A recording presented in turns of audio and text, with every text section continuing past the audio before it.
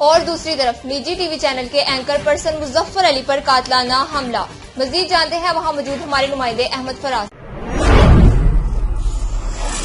بالکل اس وقت میں موجود نشتر کلونی کے ایریا پہ جہاں پر گزشتہ روز قبل ایک نجی ٹی وی کے اینکر پر قاتلانہ حملہ ہوا، مگر اللہ کے فضل و کرم سے وہ بالکل محفوظ رہے. تو ناظرین نے یہ بات میں آپ کو ایک اور بتانا چاہ رہا ہوں کہ گزشتہ کچھ دن پہلے لاہور میں ایک صحافی پر جن پر قاتلانہ حملہ ہوا، جس پر ان کی جو کہ موقع پر وہ جان بحق ہو گئے. تو ایسا کیوں صحافیوں پر یہ قاتلانہ حملے کیے جا رہے ہیں جو عوام، غریب اور مظلوم لوگوں کی آواز اعلیٰ حکمران تک پہنچاتے ہیں، مگر ان پر جب مشکل پڑی، ان پر جب کوئی مصیبت پڑی تو ان کی آواز اعلیٰ حکمران تک کون پہنچائے گا؟ تو ہمارے پاس نجی ٹی وی کے اینکر معیز مظفر صاحب موجود ہے. تو آئیے ان سے جانتے ہیں کہ کیوں ایسا کیا معاملہ پیش ہوا. جی السلام علیکم.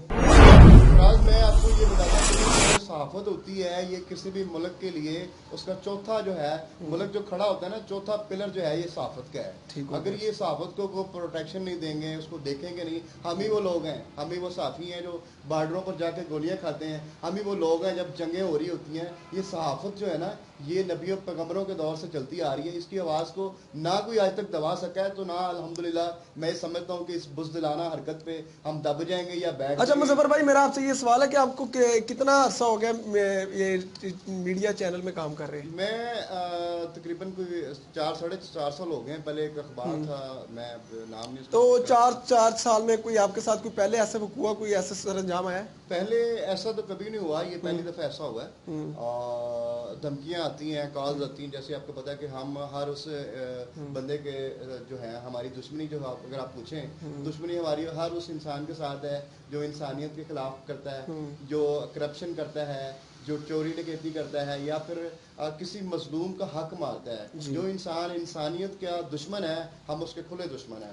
یہ ساری چیزیں جو ہیں اب اس میں یہ اچھا تو مجھے یہ بتائیں کہ جس دن یہ ہوا پیش آیا تو معاملہ کہ آپ کے گھر والوں کو بھی اس کی کوئی خبر ملی ہوگی، تو اس کے بعد کوئی گھر والے کو کوئی ریاکشن ہے کہ آپ نے 3-4 سال لوگوں کی خدمت کی ہے، لوگوں کی آواز حکمران تک پہنچائی ہے اور آج آپ کی آواز دبانے کے لیے لوگ آپ پر فائرنگ کر رہے ہیں؟ جی ڈیفینیٹلی بات ہے جی. گھر والے پریشرائز ہو جاتے ہیں اور وہ میں الحمدللہ یہ فخر سے بات کہہ سکتا ہوں کہ مجھے انہوں نے اس کام سے روکا نہیں ہے، بلکہ ان کی تمام تر کاوش جو ہے وہ میرے ساتھ ہے. ان کا جو جتنا بھی تعاون تھا وہ میرے ساتھ ہے. اور وہ یہ چھوٹی سی بزدلانہ حرکت ہے، اس سے ہم کو ڈرنے والے نہیں ہیں. ہم کبھی بھی یہ نہیں سوچیں گے کہ بس اب ہم ہٹ جائیں یا پھر ہم گھروں میں بیٹھ جائیں. یا جو نئے صحافی بیچارے پڑھ رہے ہیں اور اس فیلڈ میں آنا چاہتے ہیں، وہ یہ سمجھیں کہ پتہ نہیں یہ اسی طرح کے معاملات پیش آتے ہیں تو ہم اس بات کو چھوڑ دیں. یہ ساری ٹریجڈی جو ہوتی ہیں نا یہ ہر ایک شعبے میں پیش آتی ہے.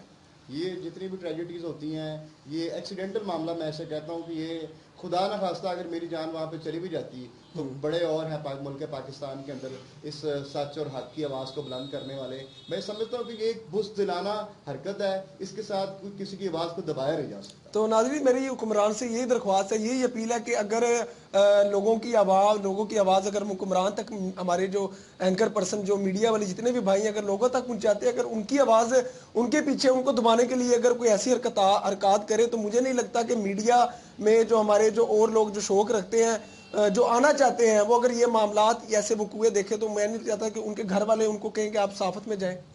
تو اس بارے میں آپ کا کیا خیال ہے حکومت سے؟ کوئی فرق نہیں پڑنے والا، نہ ہم ڈرے ہیں. دیکھیں فرق تو تب پڑے نا جس کے اوپر قاتلانہ حملہ ہوا اس کی نسل یا وہ اس کام سے پیچھے ہٹ جائے، یا وہ آ کے ٹی وی میں جناب ٹیلی ویژن میں آ کے کہہ رہا ہو جناب میں بڑا ڈر گیا ہوں، آج کے بعد میں نے یہ کام نہیں کرنا. تو الحمدللہ ہم ایک مسلم ہیں اور ایک اسلامی ملک کے اندر ہم رہتے ہیں اور ہمارے اندر جوش و جذبہ جو ہے وہ اس قدر ہے. ہمارا کام نا آپ ایز لائک لگا لیں ایک جس طرح ایک کوئی بھی فورس کرتی ہے نا، جس طرح کوئی ادارہ کام کرتا ہے ہم اسی طرح کام کرتے ہیں. لیکن فرق ہم میں اور ان میں صرف یہ ہے کہ ہمیں کوئی پروٹیکشن نہیں دیتا، ہمیں کوئی دیکھتا نہیں، ہمیں ایک ردی کی مانت سمجھا جاتا ہے. صحافی گیا اس نے بتایا جی ایسا جو صاحب یہ معاملہ فلاں جگہ پہ ہو گیا، ایسا جو صاحب نے دل کیا تو کرنا کام، دل نہ کیا تو نہیں کرنا کام.